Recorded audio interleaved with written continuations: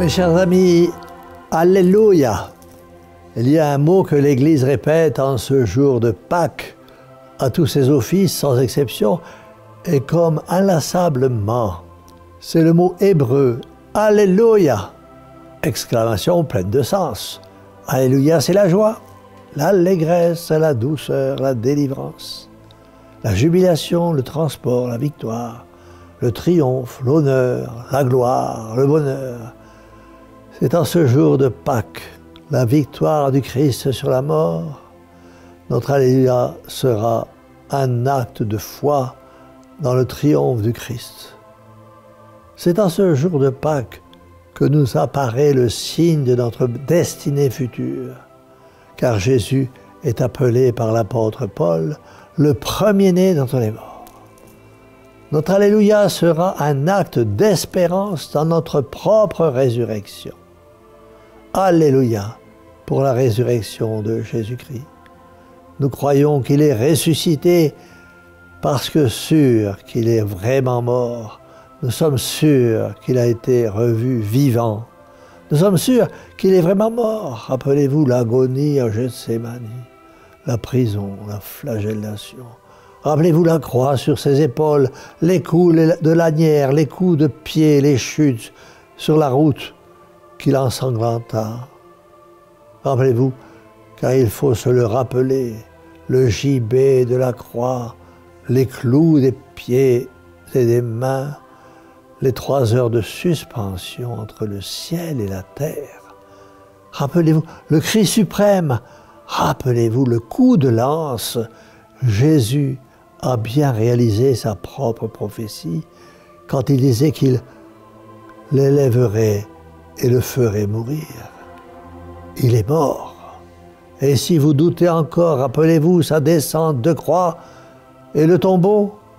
Quand on le descendit de la croix et qu'on le déposa sur les genoux de sa très sainte mère, ce n'était qu'un cadavre, plus de souffle dans sa poitrine, plus une goutte de sang dans ses veines.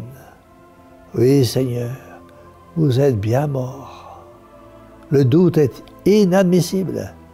Il est bien mort. Or, sûr que le Christ est vraiment mort, nous sommes sûrs et certains aussi qu'il a été revu vivant. Et sur ce point, notre foi est aussi assurée et inébranlable. Jésus-Christ, mort le vendredi saint, est réellement ressuscité. Jésus-Christ, mort le vendredi saint, s'est ressuscité lui-même. C'est la victoire. Le Christ est ressuscité. Le tombeau est vide. Résurrection aussi, certaine que la mort a été réelle. Car les apparitions du Christ ressuscité commencent, qui vont durer 40 jours. Il faudrait les raconter toutes, tant elles sont émouvantes, touchantes, décisives, saisissantes de simplicité, de fraîcheur et de vérité. Le temps me manque pour toutes vous les raconter dans les détails, mais ouvrez et lisez le Saint-Évangile. Il apparaît à Sainte Marie-Madeleine dans le jardin, il apparaît aux saintes femmes, il apparaît à Saint-Pierre, il apparaît aux disciples sur le chemin d'Emmaüs, il apparaît à Saint-Jacques, il apparaît soudainement dans la maison bien close, où les apôtres sont allés abriter leur douleur et leur découragement. Et il mange devant eux, après leur avoir montré ses plaies. Il apparaît encore aux disciples rassemblés dans la même maison et fait toucher ses blessures à saint Thomas, l'apôtre incrédule, qui tombe à genoux en s'écriant « Mon Seigneur et mon Dieu ». Il apparaît près du lac de Capharnaüm à Saint-Pierre, à ses compagnons de pêche.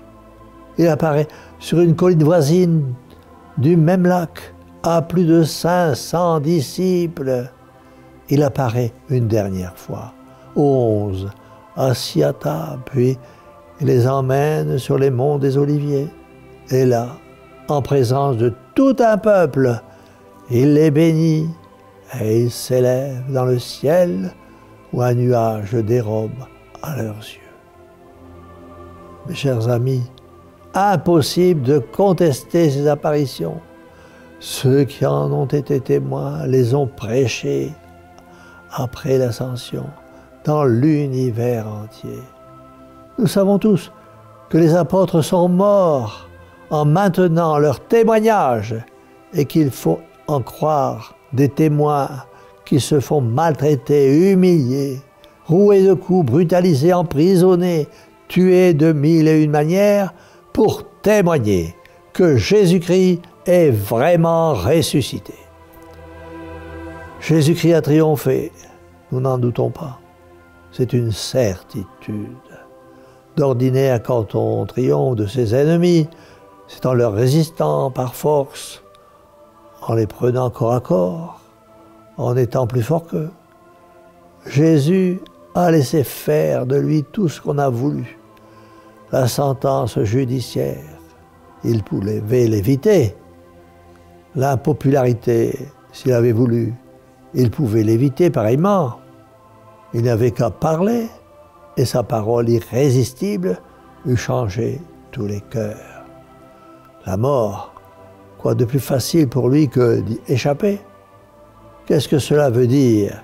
Cela veut dire, à n'en pas douter, que s'il subit cette sentence, cette impopularité et cette mort, c'est volontairement dans la plénitude de sa liberté. Donc, ses ennemis, quand ils croient l'abattre, ne font que servir ses projets. Donc, quand ils croient triompher, ils sont vaincus avec cette circonstance humiliante qu'ils travaillent eux-mêmes à leur propre défaite. Rien que cela suffirait pour prouver que notre Seigneur Jésus-Christ est Dieu. À lui qui triomphe quand on le croit abattu, attachons-nous donc plus que jamais à lui qui ne saurait être vaincu, pas plus dans l'avenir que dans le passé, afin que nous soyons associés à ses défaites apparentes, d'abord et ensuite à sa victoire éternelle. Le Christ est ressuscité, il est vraiment ressuscité. C'est pourquoi nous disons à sa sainte mère qu'il l'a vu mort et qu'il l'a vu ressuscité. Mère très sainte, au cœur douloureux et immaculé, sauvez-nous. Alléluia. Et que la bénédiction du Dieu Tout-Puissant, Père, Fils et Saint-Esprit, descende sur vous tous et y demeure à jamais. Ainsi soit-il.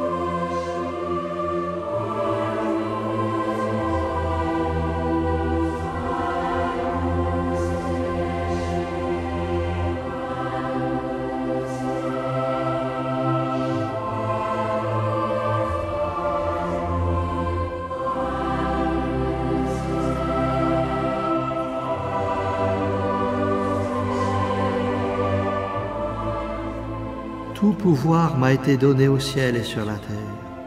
Allez donc enseigner toutes les nations, les baptisant au nom du Père et du Fils et du Saint-Esprit, leur apprenant à observer tout ce que je vous ai commandé. Et voici que je suis avec vous tous les jours jusqu'à la consommation des siècles.